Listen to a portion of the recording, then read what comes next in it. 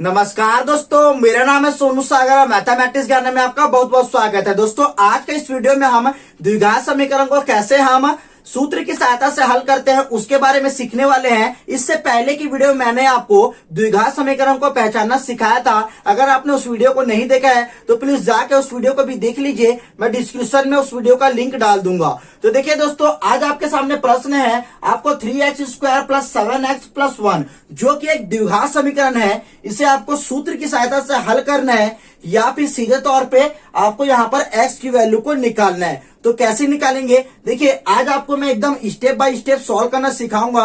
अगर आप ऐसा ही पेपर में लिख के आते हैं तो मैं आपको वादा करता हूं आपको एकदम फुल मार्क्स यहाँ पर मिल जाएंगे। तो कैसे करेंगे, सबसे पहले क्या कीजिए, ये जो समीकरण आपको दिख रहा है ना, इस समीकरण को पहले हम नाम दे देते हैं। तो नाम क्या देंगे, देखिए ये जो समीकरण है ना, इसे मैं नाम देता हूं समीकरण 1। वैसे ही आप चाहो तो कोई भी नाम इसे दे सकते हो, ठीक है। मैंने यहाँ पर समीकरण 1 नाम दे दिया है, ठीक है।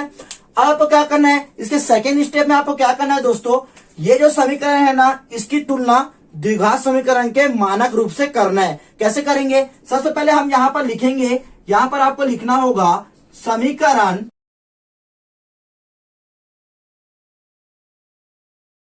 यहाँ पर आपको ये पहले लिखना होगा, ठीक है। तो देखिए यहाँ पर मैंने लिखा हुआ है समीकरण 1 की तुलना मानक समीकरण ax² + bx + c = 0 से करने पर यहाँ पर मैंने लिख दिया, ठीक है। ऐसे आपको लिखना पड़ेगा सेकेंड स्टेप में। अब थर्ड स्टेप में आपको क्या करना है, ये इस मानक समीकरण से आपको a b c की वैल्यू निकालना है। तो कैसे निकालेंगे, देखिए ध्यान से देखिए, यहाँ पर क्या लिखा हुआ है, x² लिखा हुआ है। अब देखिए यहाँ कहाँ x² है, यहाँ पर लिखा हुआ है x² है। मतलब दोस्तों देखिए यहाँ पर x² के आगे में क्या लिखा हुआ है, यहाँ पर लिखा हुआ है 3।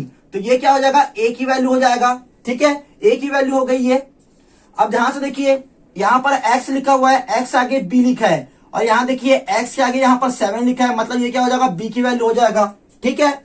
अब क्या करना है, ध्यान से देखिए यहाँ पर +c लिखा हुआ है, मतलब ये क्या हो जाएगा, ये +1 यहाँ लिखा है, मतलब ये c की वैल्यू हो जाएगा, ठीक है। अब क्या करना है, यहां पर हम लिख देते हैं a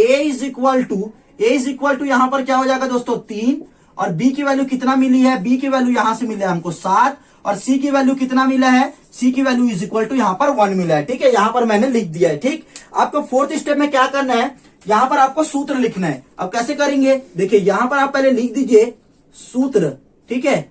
सूत्र लिख दीजिए, उसके यहां पर सूत्र क्या होता है, x होता है दोस्तों -b + under root b² - 4ac, ये होता है इसका सूत्र, ठीक है। उसके बाद यहाँ पर बटे में 2ab होता है, ठीक है। तो ये इसका सूत्र है दोस्तों, ठीक है। तो ये होता है दोस्तों इसका सूत्र, ठीक है। अब आपको क्या करना है, देखिए ये जो सूत्र है ना, इस सूत्र में a b c की वैल्यू को रख देना है, जिससे आपको x की वैल्यू मिल जाएगी, ठीक है। तो कैसे करेंगे, देखिए फिफ्थ स्टेप में आपको क्या करना है, यहां पर देखिए इस फॉर्मूला में हम a b c की वैल्यू को रख देते हैं। तो क्या करेंगे, यहां पर पहले आप x लिखिए, x ध्यान से देखिए यहाँ पर क्या लिखा है -b, तो यहाँ क्या हो जाएगा, b की वैल्यू यहाँ पर हो जाएगा -7, क्योंकि b की वैल्यू 7 है और यहाँ पर माइनस है तो -7, ठीक है। उसके बाद क्या है +-, तो यहाँ पर लिख देते हैं हम +-। उसका देखिए अंडर रूट यहाँ पर लिखा हुआ है b² का मतलब दोस्तों यहाँ पर ये हो जाएगा 7 का स्क्वायर, ठीक है, क्योंकि यहाँ पर b की वैल्यू 7 है, ठीक। उसके बाद यहाँ पर क्या है, माइनस है तो माइनस लिख दिया, फिर क्या है 4 है तो 4 लिख दो, फिर a लिखा है, a की वैल्यू यहाँ क्या है 3 है, मल्टीप्लाई में 3 हो गया। अब देखिए फिर c लिखा है, तो c की वैल्यू यहाँ पर क्या है, c की वैल्यू यहाँ पर 1 है, ठीक है, c की वैल्यू 1 है। अब क्या है बटे में यहाँ पर 2a लिखा हुआ है, यहाँ पर 2 × यहाँ पर हो जाएगा 3, क्योंकि a की वैल्यू 3 है, ठीक है। आपको क्या करना है, छठवें स्टेप में आपको करना क्या है, इसे थोड़ा सॉल्व करते हैं। अब सॉल्व कैसे करेंगे, देखिए यहां पर x आप लिख दीजिए, ध्यान से देखिए ये -7 तो -7 ही रहेगा, ठीक है। उसका प्लस और यहां पर माइनस। अब ध्यान से देखिए दोस्तों, यहां पर देखिए ये क्या लिखा हुआ है, ये है 7 का स्क्वायर, मतलब यहाँ 49 हो जाएगा, क्योंकि हमको पता है जो 7 का वर्गमूल होता है वो कितना होता है, 49 होता है, ठीक है। अब क्या करना है, यहाँ पर लिखा है माइनस के बाद यहाँ पर लिखा है, इसको मल्टीप्लाई करेंगे, ये तीनों आपस में गुणा हो जाएगा, ठीक है। गुणा होने पे ये हो जाएगा 12, ठीक है। 12 होने के बाद यहाँ पर भी बटे का चिन्ह लगा दो, बटे के बाद ध्यान से देखो यहाँ पर कितना लिखा हुआ है, यहाँ पर लिखा है 2 गुणित 3, मतलब ये हो जाएगा 6, क्योंकि ये दोनों को गुणा करेंगे तो कितना आएगा, 6 आएगा। ठीक है, अब ध्यान से देखिए दोस्तों, अब देखिए 7वें स्टेप में आपको करना क्या है, इसे थोड़ा और हम सॉल्व कर सकते हैं। तो कैसे सॉल्व करेंगे, यहां पर आप लिख दीजिए x इज इक्वल टू लिखने के बाद यहां पर हो जाएगा -7, तो वैसे ही रहेगा। फिर ये हो जाएगा प्लस माइनस अंडर रूट। ध्यान से देखिए यहां पर ये घटाना हो रहा है, ठीक है, 49 में से आपको 12 घटाना है, तो कितना बचेगा, यहां से बचेगा 37, ठीक है, क्योंकि ये दोनों को घटाओगे तो 37 बचेगा। ठीक, फिर यहां पर बटे का चिन्ह लगा दो, बटे के बाद यहां कितना है, 6 है, तो यहां लिख दो 6। ठीक है, अब ये और सॉल्व होगा क्या, अब ये और आगे सॉल्व नहीं होगा। ठीक है, अब आपको क्या करना है, आपको करना कुछ नहीं है, यहां पर आपको लिखना हुआ है प्लस चिन्ह के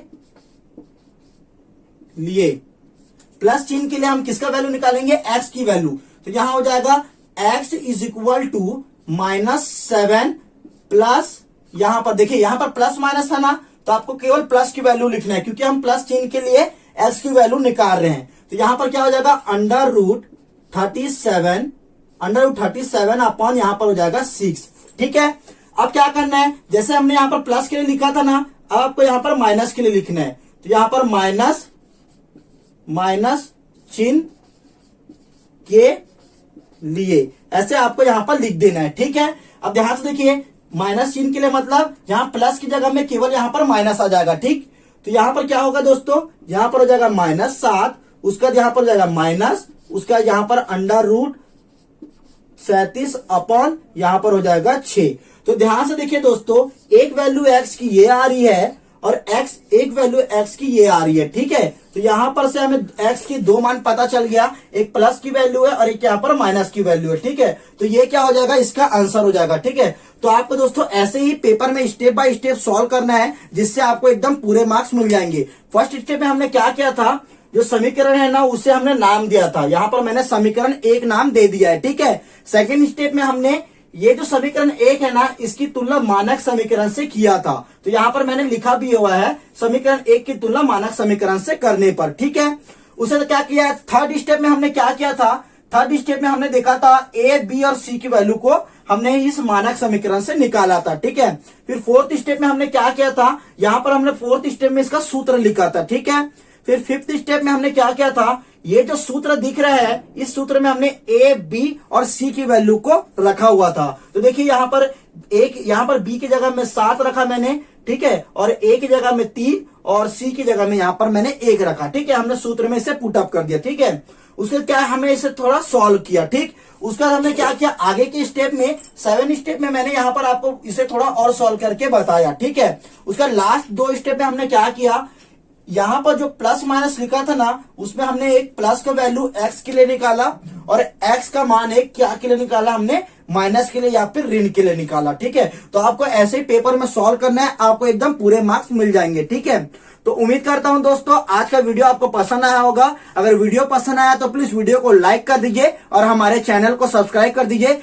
इसके आगे की वीडियो में मैं आपको और भी इसके कुछ प्रश्नों को हल करना सिखाऊंगा, तो प्लीज उस वीडियो को भी आप जरूर देखिएगा। मिलते हैं नेक्स्ट वीडियो में, तब तक के लिए धन्यवाद।